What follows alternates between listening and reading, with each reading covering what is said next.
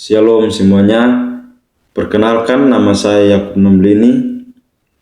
Pada video kali ini saya akan membahas tentang periodisasi sejarah gereja Indonesia menurut Thomas van den Ende. Jadi menurut beliau ada beberapa tahap penting dalam sejarah gereja Indonesia.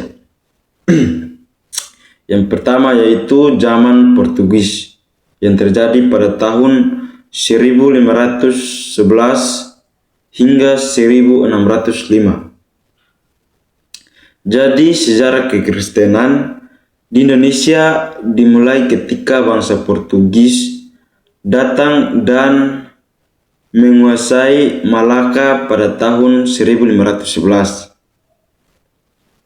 Mereka membawa ajaran agama Katolik dan menyebarkannya terutama di wilayah Maluku. Yang pada saat itu Maluku adalah pusat perdagangan rempah-rempah, dan tokoh penting pada saat itu yaitu Franciscus Xavierus yang melakukan pelayanan misi di Maluku pada abad ke-16. Namun, gereja pada masa ini masih bergantung pada kekuasaan Portugis dan belum berdiri secara mandiri. Kedua yaitu zaman VOC atau Belanda, terjadi pada tahun 1605 hingga 1800.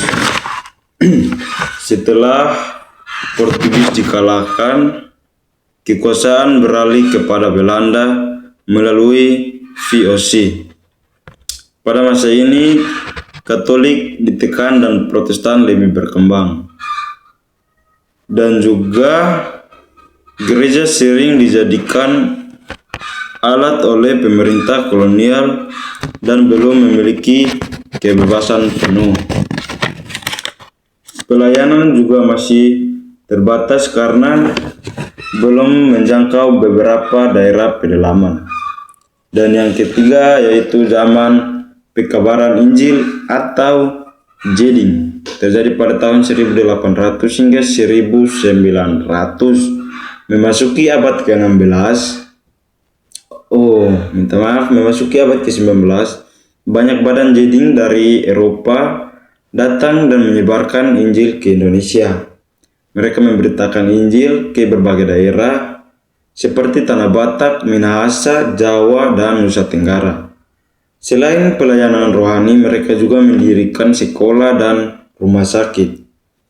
Pada masa ini masih mulai terbentuk beberapa gereja-gereja lokal, meskipun masih dipimpin oleh misioner asing.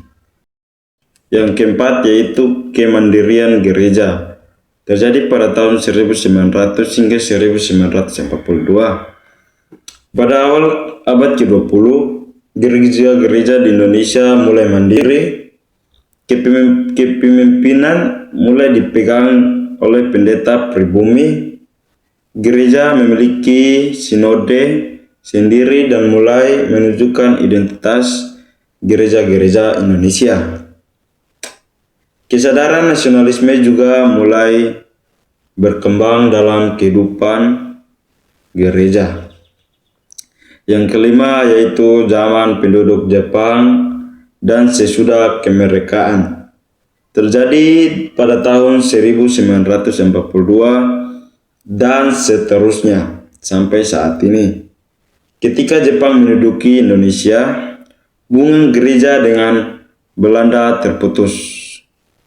Hal ini memaksa gereja untuk benar-benar mandiri dan berdiri sendiri.